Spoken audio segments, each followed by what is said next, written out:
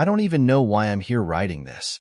Maybe because I have no one left to talk to, and maybe because the internet feels like the only place I can scream into the void. I'll start from the beginning, but trust me, you're not ready for how insane this gets. It all started on a Tuesday evening. I remember the day because I'd left work early to surprise my wife, Amanda, with her favorite sushi from that place downtown. We'd been married for 8 years, and while things hadn't been perfect lately, I thought we were still solid. Maybe not the couple we used to be, but not broken. Or at least that's what I'd convinced myself. When I got home, the house was eerily quiet. Usually, Amanda would have music playing while she cooked or worked on her laptop. But that night, it was silent. I called out, "Hey, babe, I'm home," and got no response.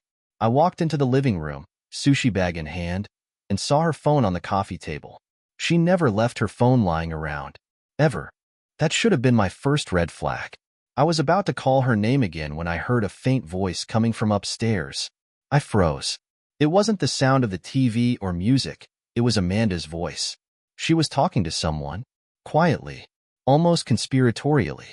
My gut told me to stay put, but curiosity, or maybe stupidity, got the better of me. I set the sushi down and crept upstairs. Her voice became clearer as I approached the bedroom. I wasn't trying to eavesdrop, but the words stopped me dead in my tracks. "I just can't do it anymore," she said, her tone filled with frustration. "I'll never choose him again. He's not the man I need. Honestly, I don't even think I ever truly loved him." My heart stopped. My brain scrambled to make sense of what I'd just heard. Who was she talking to? And why would she say something so cruel? "I've been playing this role for so long," she continued. "He's so clueless. He still thinks I'm his perfect wife. It's almost pathetic." My chest tightened, and my breathing became shallow. I leaned against the wall for support, my mind racing. Who was she talking to? Was it a friend? A lover? "I need to stop pretending," Amanda said, her voice now laced with determination. "It's time for me to focus on what I want. I've already made my decision." The pain in my chest was unbearable. It was like hearing the woman you love deliver a eulogy for your marriage while you're still alive. I felt a lump in my throat as I realized she wasn't just venting. She was done with me. I quietly stepped back, my legs barely able to carry me. I didn't need to hear anything else. Whoever she was talking to didn't matter. The words were enough to shatter me. I walked back downstairs, grabbed my car keys, and left the house without saying a word. As I drove aimlessly through the streets, my mind replayed her words like a broken record. "I'll never choose him again." It wasn't just what she said. It was how she said it. Cold, detached, like I was nothing more than an obligation she was finally free to abandon. I didn't go back home that night. I parked my car at a nearby overlook and stared at the city lights, wondering where it all went wrong. Had I been blind to the signs? Was I really so clueless, as she'd said? The sun was beginning to rise when I finally checked my phone. Dozens of missed calls and texts from Amanda. She had no idea I'd overheard her. The messages were all the same. "Where are you? Are you okay? Please come home." But I didn't reply. I couldn't, because the man she was asking for no longer existed. By the time I got back to the house, the sun was fully up. I'd spent the night battling every emotion you could think of: anger, sadness, disbelief. But mostly, I just felt empty, like something had been carved out of me. I parked a few blocks away and walked to the front door, bracing myself for whatever version of Amanda would be waiting inside. As soon as I stepped in, she came rushing toward me, her face a mix of panic and fake relief. "Oh my God, where were you? I was so worried," she exclaimed, throwing her arms around me. Her concern felt like poison. "I just needed some air," I said, keeping my tone as neutral as possible. I couldn't let her know I'd heard everything, not yet. If she was so eager to play the part of a worried wife, I wanted to see how far she'd take it. "You could have at least answered your phone," she said, pulling back to look at me. "I thought something had happened to you." The audacity. I bit back the urge to ask if she'd been more worried about me, or the possibility of her secret coming out. Instead, I gave her a weak smile and said, "Sorry, it was a rough night." She bought it, or at least pretended to. "Let me make you some coffee," she offered, already heading to the kitchen. I followed her, watching as she moved around like everything was normal. She wasn't just pretending to care. She was good at it. Too good. For years, I'd believed every lie she'd fed me, every fake smile, every empty promise. How long had she been this person? And how long had I been blind to it? As she poured the coffee, I decided to test the waters. "Who were you talking to last night?" I asked casually, pretending to scroll through my phone. She froze for just a second. So quick most people wouldn't have noticed, but I did. "What do you mean?" she asked, her back still to me. "I thought I heard you on the phone when I got home," I said, keeping my tone light. I didn't want to interrupt, so I went back out. "Oh, that," she said, turning around with a forced laugh. "I was just talking to my mom. She's been so stressed lately." Her mom? That was her excuse?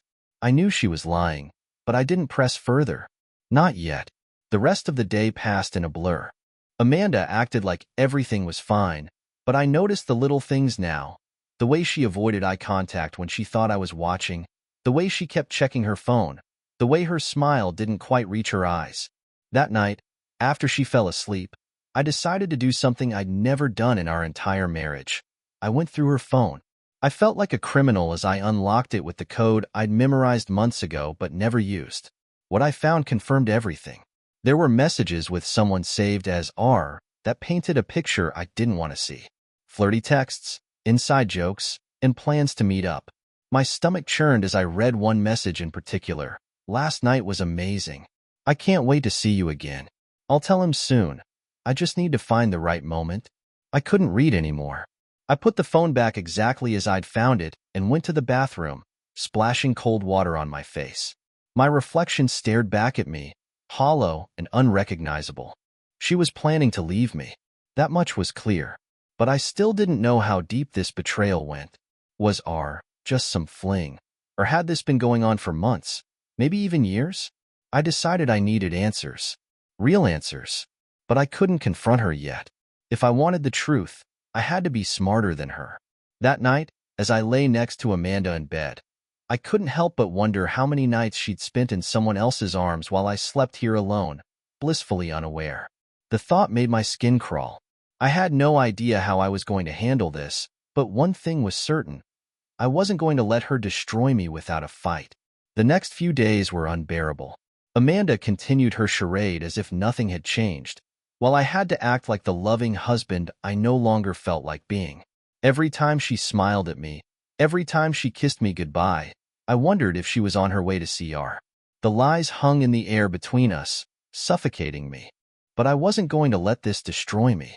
Not yet. If she thought she could outsmart me, she had another thing coming. I needed to play the long game, gather as much information as I could before confronting her. I wasn't just going to walk away without knowing the full truth. The first thing I did was hire a private investigator. It wasn't a decision I took lightly. After all, hiring someone to dig into your own wife's life feels like crossing a line you can't uncross. But I needed answers, and I needed them fast. The investigator, a no-nonsense guy named Mike, assured me he'd be discreet. "She won't even know I exist," he said during our initial meeting. "Give me a week, and I'll get you everything you need." A week. It felt like an eternity, but I agreed. In the meantime, I had to keep pretending. Every dinner conversation, every shared laugh, every night in bed felt like torture. Amanda's touch, once comforting, now felt like needles on my skin. I started to wonder if she noticed how stiff I'd become around her, but if she did, she didn't let on. Then, on Thursday evening, she slipped. Just a little, but enough to set off alarm bells. We were sitting in the living room, watching some mindless TV show. Her phone buzzed, and she grabbed it quickly, her face lighting up in a way I hadn't seen in years. She tried to hide her reaction, but I caught it. A split second of pure joy before she masked it with indifference. "Who's that?" I asked, keeping my tone casual. "Just my mom," she said without missing a beat, quickly setting the phone face down on the coffee table. Her mom again. Right. I didn't press further, but I filed the moment away. Amanda wasn't just lying. She was comfortable lying. She'd been doing it for so long that it came naturally to her. The realization made my stomach turn. The next day, I got a call from Mike. "We need to meet," he said. "I've got something you're going to want to see." I met him at a small cafe on the outskirts of town. He handed me a folder, his expression grim. "I'll let the photos speak for themselves," he said. I opened the folder, and my world tilted on its axis. There she was, Amanda, smiling, laughing, holding hands with a man I didn't recognize. They weren't being discreet, either. The photos showed them at a restaurant, walking in the park, and finally, entering a hotel together. My stomach churned as I flipped through each image, the betrayal hitting me like a freight train. "I followed her for 2 days," Mike said. "She met up with him both times. The guy's name is Ryan. I ran a quick background check. He's single, no kids, works as a marketing consultant." Ryan. So this was R, the man who had stolen my wife. Or maybe she'd given herself to him willingly. It didn't matter. What mattered was that she'd chosen him over me. "Do you want me to keep digging?" Mike asked. I shook my head. "No. This is enough. Enough to confirm what I already knew. Enough to destroy whatever hope I had left for our marriage." That evening, I went home and found Amanda in the kitchen, humming to herself as she cooked dinner. She looked up and smiled when she saw me, completely oblivious to the storm brewing inside me. "How was your day?" she asked, as if everything was perfectly normal. "It was fine," I said, forcing a smile. "Yours?" "Busy, but good," she replied, turning back to the stove. "I was thinking we could do something special this weekend. Maybe go out to that winery we used to love?" The audacity of her suggestion made my blood boil. How could she stand there, pretending to care about us, while sneaking around with another man? I wanted to confront her right then and there, but I knew it wasn't the right time. "Not yet." "Yeah, that sounds nice," I said, my voice steady despite the rage simmering beneath the surface. That night, as she slept peacefully beside me, I made a decision. Amanda had taken so much from me already. My trust, my love, my sense of security, but I wasn't going to let her take my dignity. If she wanted out of this marriage, she was going to have to face the consequences of her actions, and I was going to make damn sure she couldn't lie her way out of it. The morning after I received the photos, I woke up with a strange sense of clarity. I wasn't confused anymore. I wasn't unsure. I knew what had to be done, and I had a plan. Amanda had been playing me for God knows how long, and now it was my turn to play her. I got out of bed before her, careful not to make a sound. Standing in the kitchen with a fresh cup of coffee, I scrolled through the photos Mike had sent to my phone the previous night. Each image burned into my mind like a brand. There she was, looking so carefree and happy with Ryan. It was like seeing a version of Amanda I hadn't known in years, a version she had stolen from me and given to someone else. Amanda came downstairs not long after, her hair slightly messy from sleep, wearing one of my old t-shirts. She yawned and gave me a lazy smile. "Morning," she said, grabbing a mug from the cabinet. "Morning," I replied, forcing a casual tone. I couldn't let her see the war raging inside me. She poured herself some coffee and leaned against the counter, studying me. "You're up early." "Couldn't sleep," I said, sipping my coffee. "I was thinking about this weekend. You mentioned the winery last night. Sounds like a good idea. It's been a while since we had a day just for us." Her eyes widened slightly, and I caught the faintest flicker of guilt before she masked it with a smile. "Really? That sounds great." It wasn't great. It was a test.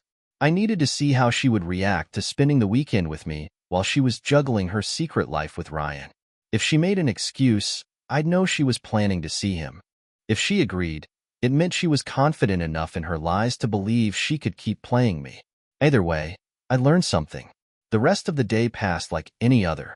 Amanda worked from home, occasionally coming into the living room to chat with me. She laughed at my jokes, asked me about work, and even suggested we watch a movie together after dinner. To anyone on the outside, we looked like the perfect couple, but I knew better now.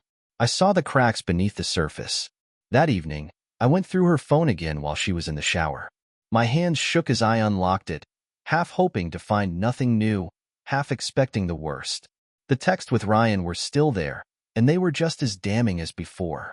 "I can't wait to see you again," he'd written earlier that day. "Are you still good for Saturday?" Amanda had replied, "Of course. I'll tell him I have to visit my mom. He won't suspect a thing." My blood boiled as I read the words. She was already planning her alibi. The winery suggestion had thrown her off, but not enough to make her reconsider her plans. I locked the phone and placed it back exactly where I'd found it. The shower was still running, and I had just enough time to compose myself before she came back into the room. Later that night, as we lay in bed, Amanda snuggled closer to me, her head resting on my chest. "I love you," she whispered, her voice soft and warm. The words felt like daggers. I wanted to scream at her, demand to know how she could say that to me while betraying me so completely. But I didn't. I simply kissed the top of her head and replied, "I love you too." I hated myself for saying it, but I needed her to believe I was still in the dark. If I wanted to get the upper hand, I couldn't let her see the storm brewing inside me. The next day, I called Mike and told him to follow Amanda over the weekend. "She's meeting him on Saturday," I said. "I need proof, solid proof." "You'll get it," Mike assured me. "You're doing the right thing." I wasn't sure if that was true. The right thing would have been to confront her immediately, to call her out for the lies and the betrayal. But I wasn't ready for that yet. I needed to be sure I had every piece of evidence I could gather before I made my move. As Saturday approached, Amanda stuck to her story about visiting her mom. She even went as far as to pack an overnight bag, giving me a kiss on the cheek before she left. "Don't work too hard while I'm gone," she said with a playful smile. I watched her drive away, my heart pounding in my chest. Mike was already on her tail, and I knew he'd report back to me by the end of the day. The hours dragged by as I waited for his call. I couldn't focus on anything. TV, books, even eating felt impossible. My mind kept replaying every moment of our marriage, searching for signs I'd missed. Finally, my phone buzzed. It was Mike.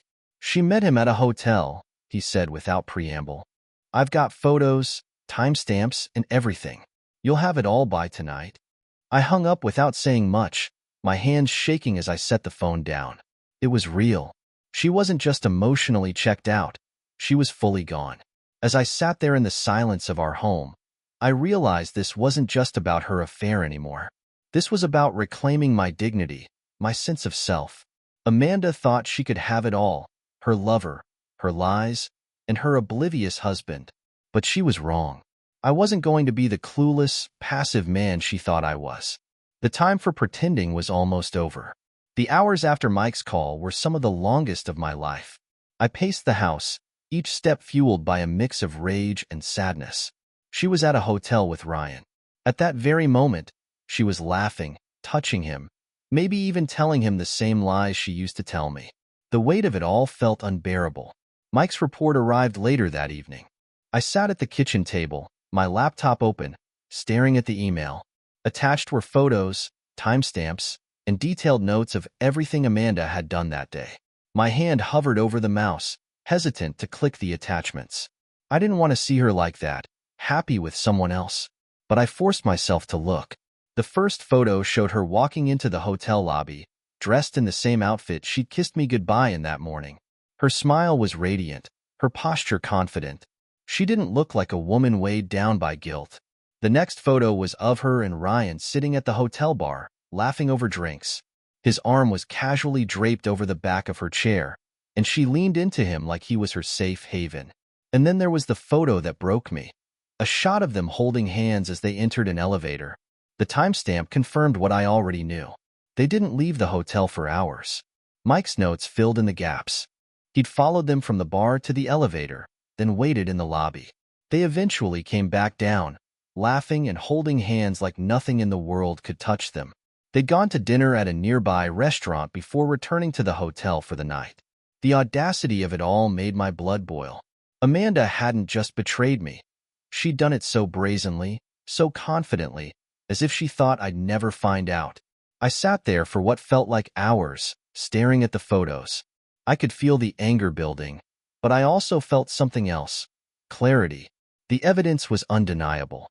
There was no room for excuses, no way for her to twist the truth. That night, when Amanda came home, I was ready. Or at least I thought I was. The moment she walked through the door, her face lit up with a smile.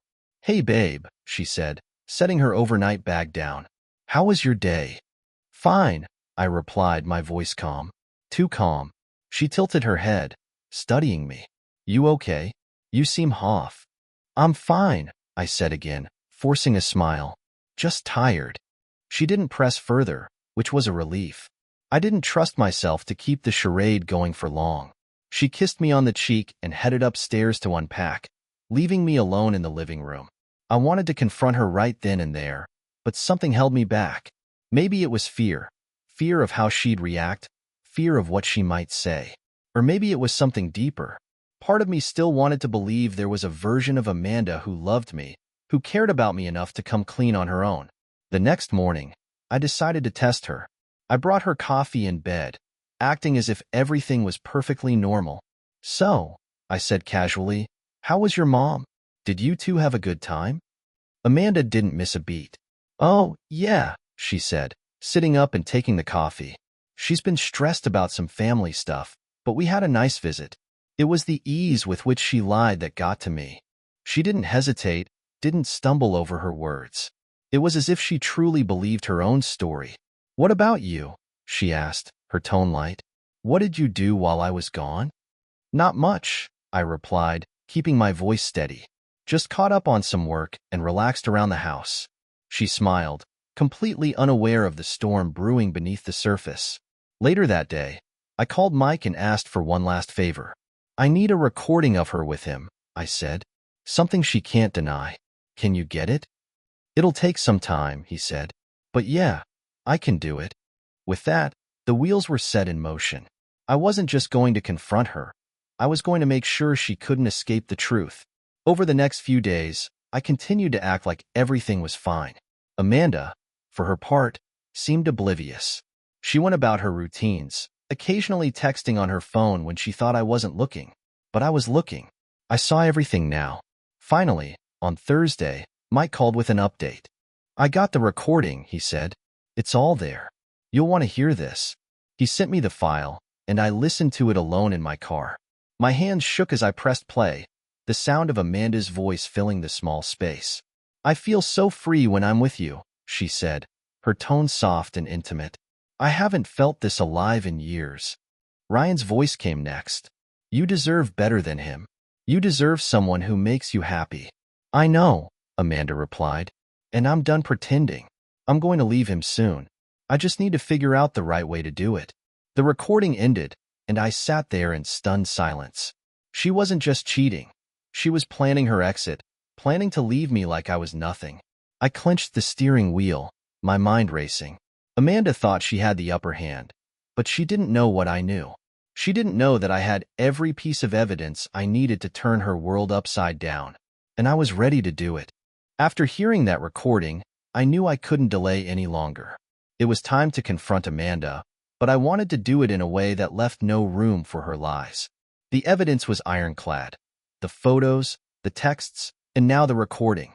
But confronting her in private felt too small.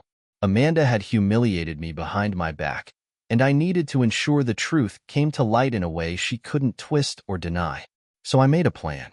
Saturday night, Amanda had arranged for us to host a small dinner with a few friends, couples we'd known for years.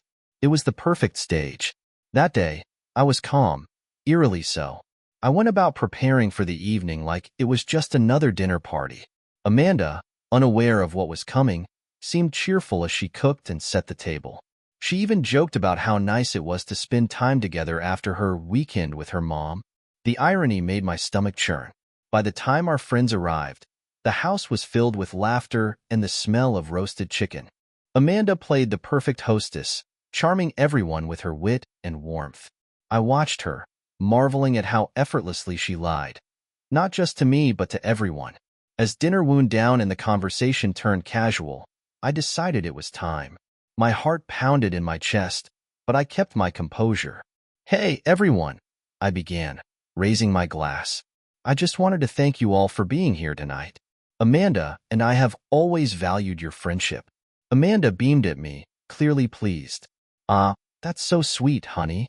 But there's something I need to share, I continued, my tone steady. Something Amanda hasn't been honest about. The room fell silent, all eyes on me. Amanda's smile froze, and I could see the panic creeping into her expression. "What are you talking about?" she asked, her voice tight. "I think it's time everyone knows the truth," I said, pulling out my phone. I tapped the screen, and the recording Mike had sent me began to play. Amanda's voice filled the room, her intimate words to Ryan unmistakable. The color drained from her face as the recording continued, and gasps echoed around the table.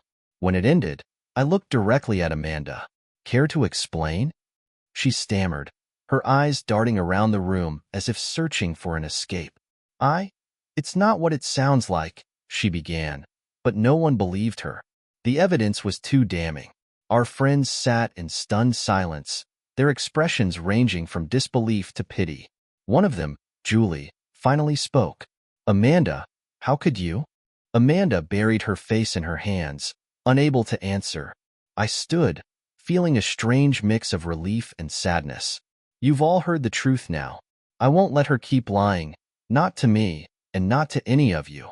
With that, I walked out of the room, leaving Amanda to face the consequences of her actions. I spent the night in a hotel, unable to stay in the same house as Amanda. My phone buzzed constantly, calls and messages from her, from our friends, even from her family. I ignored them all. I needed space to process everything. The next morning, I returned home to find Amanda waiting for me in the living room. She looked disheveled, her eyes red from crying. "We need to talk," she said, her voice barely above a whisper. "There's nothing to talk about," I replied, keeping my distance. "You made your choices. Now you have to live with them." She tried to defend herself, claiming the affair meant nothing and that she still loved me, but I wasn't buying it. The lies, the betrayal, they had cut too deep. "I trusted you," I said, my voice shaking with emotion. "I gave you everything, and this is how you repay me?" Tears streamed down her face as she begged for another chance, but it was too late. I'd already made my decision. Over the next few days, I began the process of untangling our lives. I met with a lawyer, filed for divorce, and started looking for a new place to live. Amanda tried to fight it, sending me long, emotional messages about how sorry she was and how we could fix things. But I knew better. The friends who'd been at the dinner party rallied around me, offering support and encouragement. They told me I deserved better, that I'd made the right choice. And for the first time in weeks, I started to believe them. The divorce process was messy, as I'd expected. Amanda tried to negotiate, to hold on to things she had no right to, but my lawyer was ruthless. By the end of it, I'd secured a fair settlement and started to rebuild my life. I moved into a small apartment on the other side of town, far enough away to feel like a fresh start. It wasn't much, but it was mine. For the first time in years, I felt a sense of freedom, like a weight had been lifted off my shoulders. As for Amanda, word of her affair had spread quickly after the dinner party. Our social circle turned against her, and even her family seemed to distance themselves. Ryan, the man she'd thrown everything away for, didn't stick around. Last I heard, he'd moved on to someone else, leaving Amanda alone to pick up the pieces.